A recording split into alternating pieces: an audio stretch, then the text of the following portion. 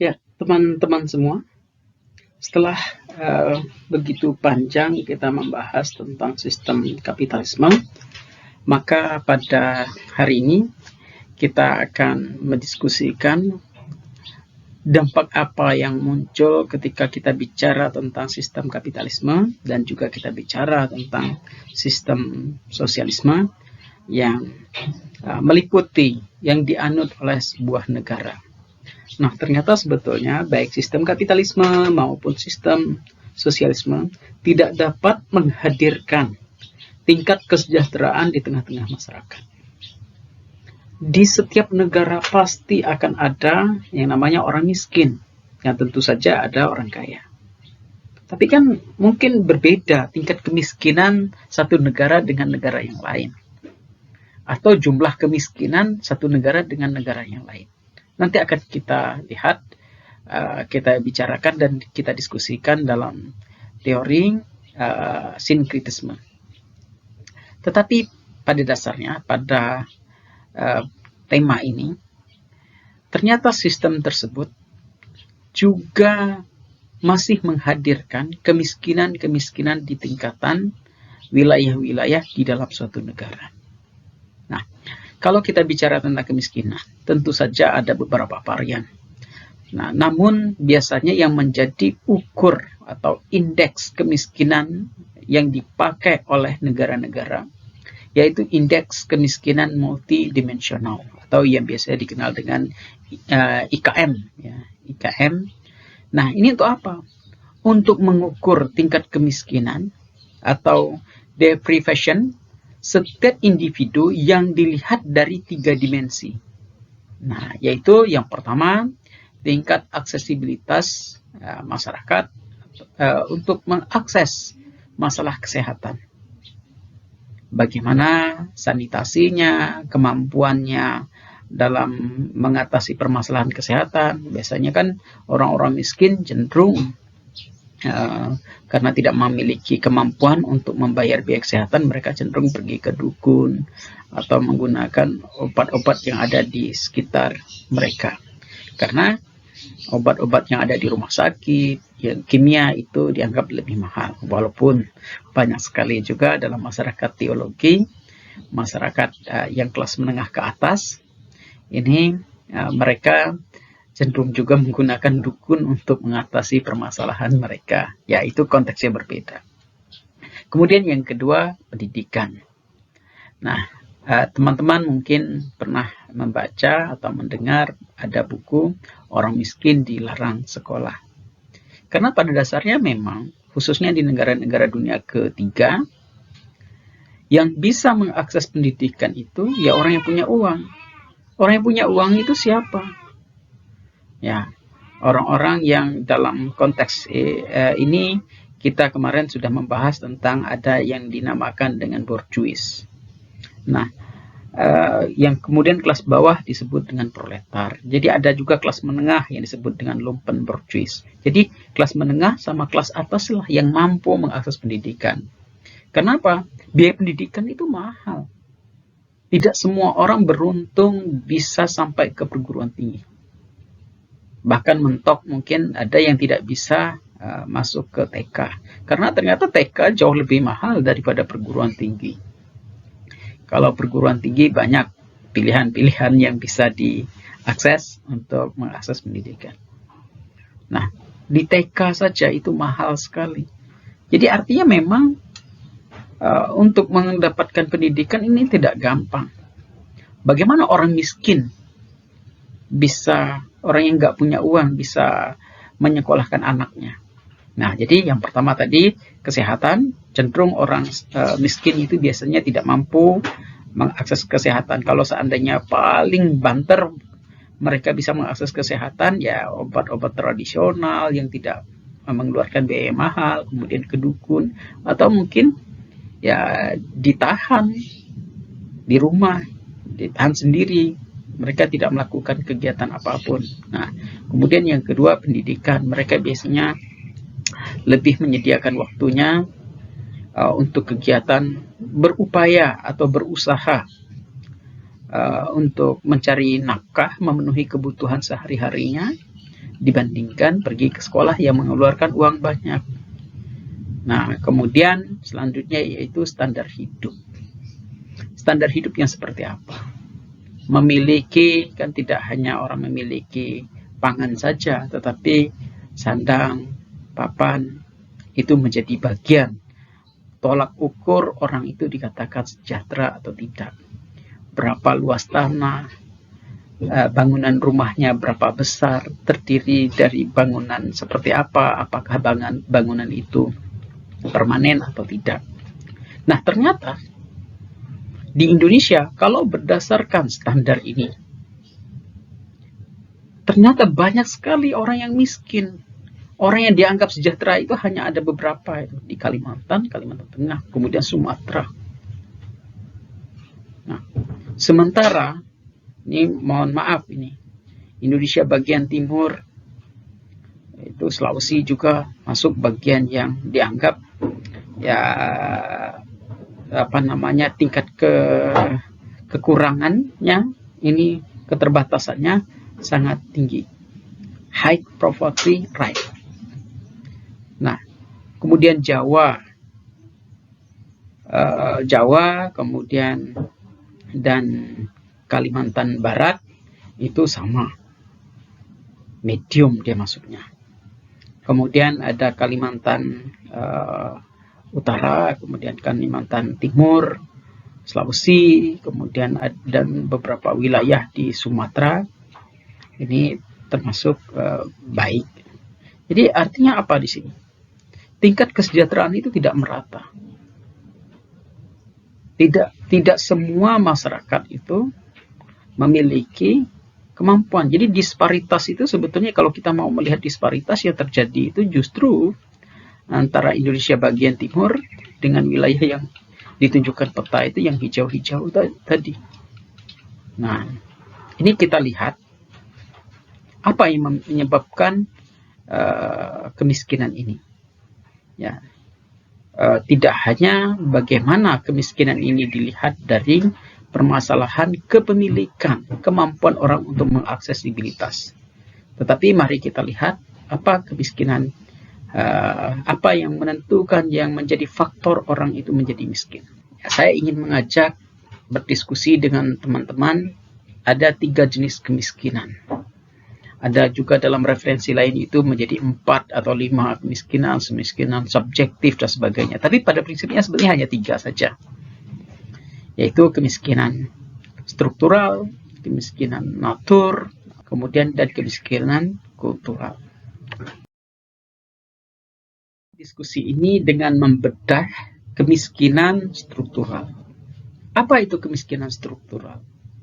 Nah, kemiskinan struktural biasanya adanya sebuah kejadian fenomena di mana adanya ketidakmerataan pembangunan satu wilayah dengan wilayah lain, satu kelompok masyarakat dengan kelompok masyarakat lain, yang mengakibatkan terjadinya disparitas sosial ekonomi serta peradaban. Jadi tidak hanya karena permasalahan disparitas ekonomi saja, tetapi peradaban menjadi berbeda. Wilayah yang ekonominya baik, maka peradabannya lebih baik, lebih mengenal berbagai macam perkembangan pengetahuan dan lain sebagainya. Begitu juga wilayah yang ekonominya rendah atau masyarakatnya atau individunya itu rendah, maka dia akan selalu tertinggal dalam berbagai macam aksesibilitas ini. Dia nggak mampu kok datang ke mall, dia nggak mampu kok beli gadget yang mahal. Sehingga dalam ketidakmampuannya yang berakibat pada ketertinggalan peradabannya. Nah, peradaban dalam konteks kehidupan. Nah, kemiskinan struktural ini sangat kental sekali dengan aroma-aroma politik, di mana negara dianggap tidak hadir untuk memberikan dan menyediakan sarana dan prasarana yang betul-betul dibutuhkan oleh masyarakat untuk dapat meningkatkan kehidupan warga negaranya atau warga masyarakatnya. Di sini dianggap bahwa negara melakukan pembangunan itu didasarkan pada kepentingan-kepentingan kelompok-kelompoknya, di mana ada hitungan-hitungan untung dan ruginya. Atau mungkin negara dianggap tidak jeli melihat sebuah fenomena yang terjadi dalam sebuah negaranya tersebut, yang terjadi dalam kehidupan masyarakatnya. Sehingga tadi kita lihat di mana peta tadi muncul bahwa ada disparitas yang sangat luar biasa. Satu wilayah dengan wilayah yang lain. Sehingga hal ini menimbulkan permasalahan. Karena disparitas ini menimbulkan permasalahan. Saling curiga satu dengan yang lainnya. Memunculkan permasalahan konflik. Memunculkan sentimen kedaerahan. Sentimen kesukuan.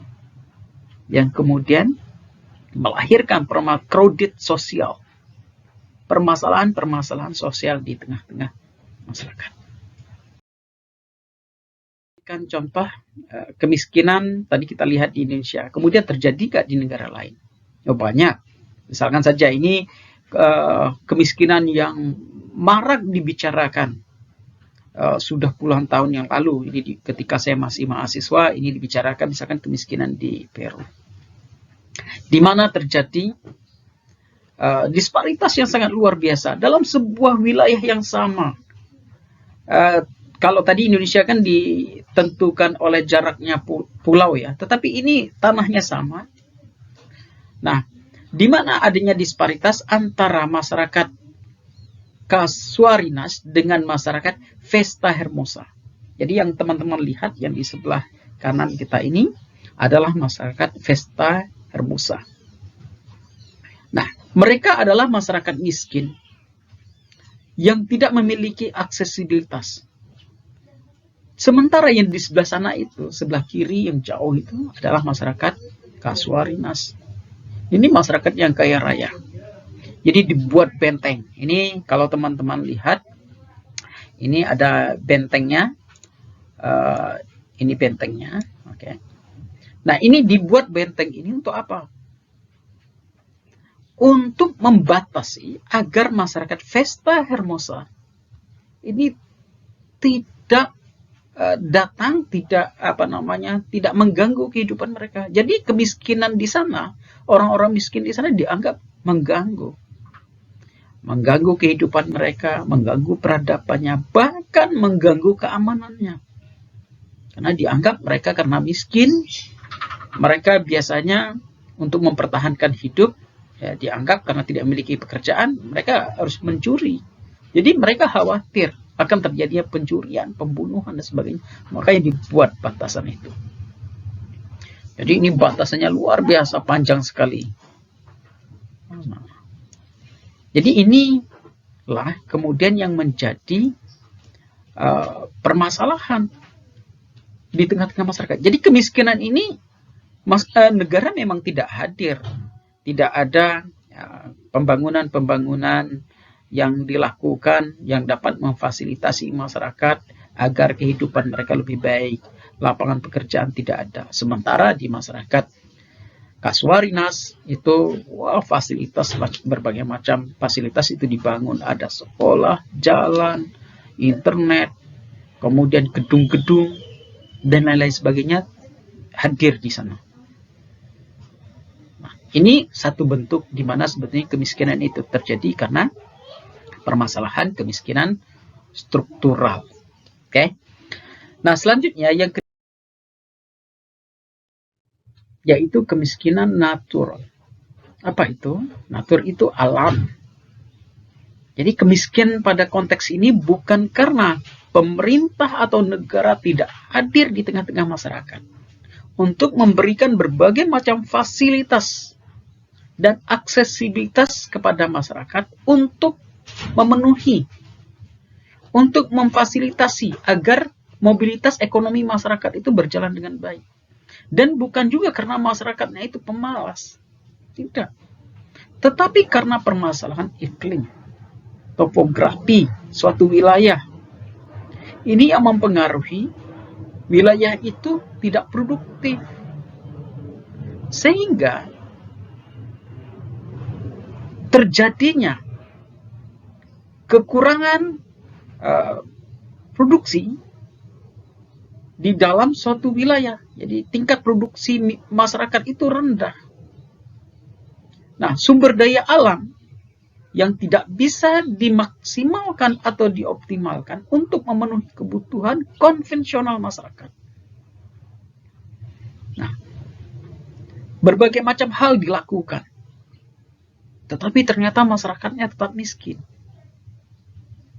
Misalkan tadi ada beberapa wilayah yang merah tadi ya, suatu wilayah yang saya baca di media, yang saya tonton juga, itu ada di Indonesia bagian timur, di mana tanah itu sangat kering sekali, mereka kesulitan untuk mendapatkan air.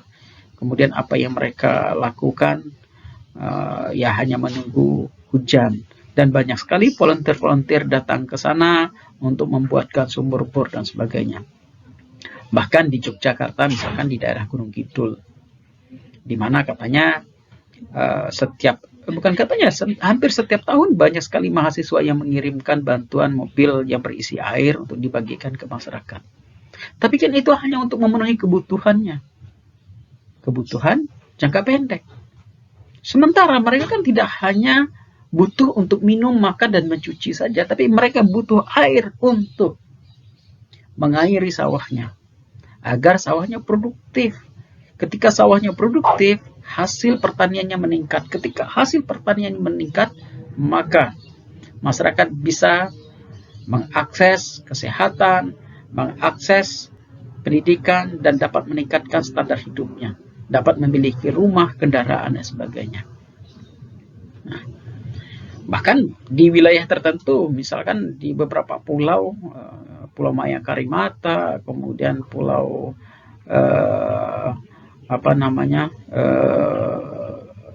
Pulau Karimata ya, Pulau Karimata, kemudian Karimun Jawa, itu ketika musim-musim tertentu, itu musim orang menikah, karena mereka panen dengan hasil lautnya. Tetapi pada musim tertentu pula, ada musim-musim tertentu, mereka musim paceklik, tidak dapat hasil tangkapan ikannya menurun. Nah, misalkan seperti itu. Nah, ini adalah kemiskinan natural.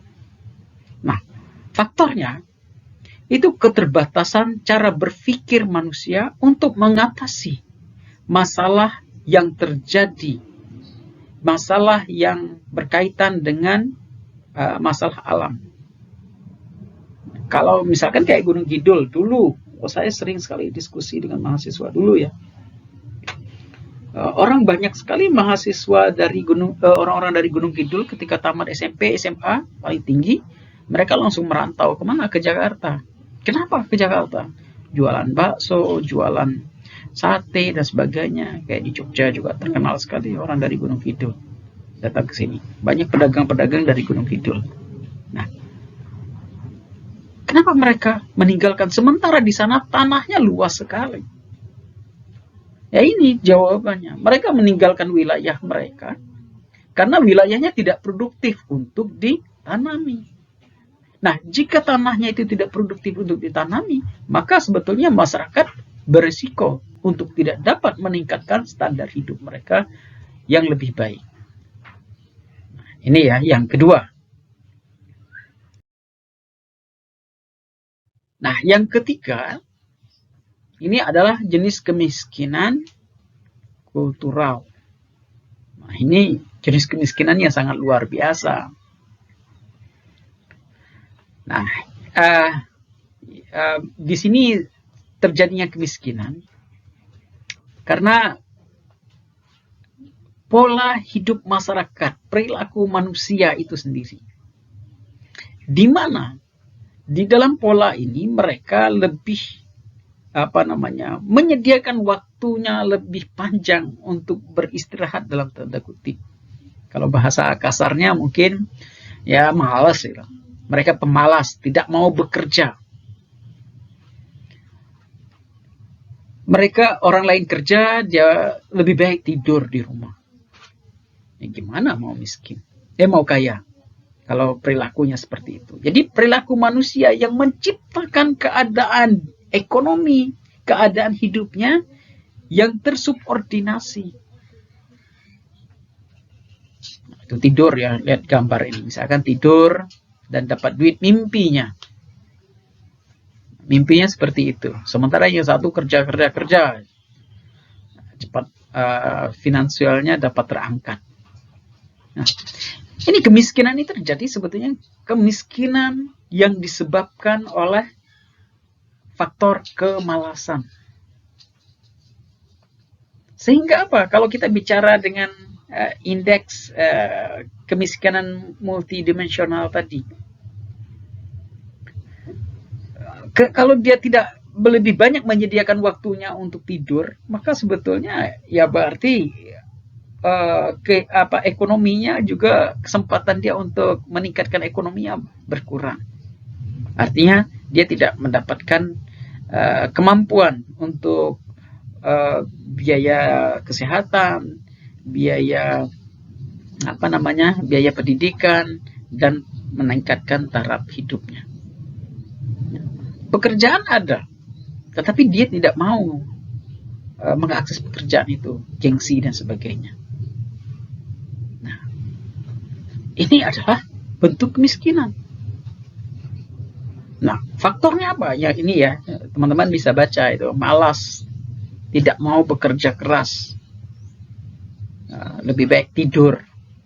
Nah, yang lainnya ya ini seperti menyalahkan Tuhan. Dia menganggap bahwa kemiskinan yang terjadi hanya nasib, terima saja. Ya inilah takdir kita. Kita berdoa saja, yakin bahwa Tuhan akan membantu kita ketika kita berdoa. Ini kemiskinan juga. Kemiskinan dengan mengatasnamakan agama. Kemudian tidak produktif dan tidak kreatif. Banyak orang yang menyampaikan bahwa ada 1001 jalan untuk dapat meningkatkan kehidupan kita. Ketika kita kreatif, maka sebetulnya jalan untuk meningkatkan hidup itu akan terbuka lebih lebar. Nah, apakah ini terjadi? Ya, ini terjadi. Apakah ini hanya ada di Indonesia? Tidak. Di belahan negara manapun 3 jenis kemiskinan itu ada. Kenapa itu sampai terjadi? Bisa saja karena negaranya, kemudian bisa saja karena alamnya, kemudian dan bisa juga karena manusianya. Saya tahun 2006 bekerja di sebuah NGO. Kemudian di sana saya lewat ya dengan tim, kemudian melihat ada orang duduk di pinggir jembatan bawa keranjang. Kemudian saya bilang sama sopirnya, tolong berhenti dulu, saya mau wawancara. Itu sekitar jam 7 malam. Nah, ketika kami berhenti, dia cepat-cepat mau ngidupin motornya, mau jalan. Tapi sebelum itu saya lihat bahwa ada besi-besi di dalam keranjang motornya tadi. Kemudian ketika dia pergi, ternyata ada besi di pinggir jalan itu yang dipotong-potong. Ya, jadi kemiskinan ini bisa juga karena perilaku manusia. Sarana prasarana disediakan oleh negara, tetapi dirusak oleh manusia itu sendiri. Dirusak oleh masyarakat itu sendiri. Dirusak oleh kelompok masyarakat atau individu-individu yang ada di sana. Nah, selanjutnya, ini pertanyaan dasar yang akan kita jawab minggu depan. Bisakah kemiskinan ini dihapuskan? Tolong tuliskan komentar teman-teman. Apakah kemiskinan itu bisa dihapuskan atau tidak? Oke, demikian teman-teman semuanya. Terima kasih. Kita akan ketemu minggu depan untuk mendiskusikan permasalahan ini. Sampai jumpa.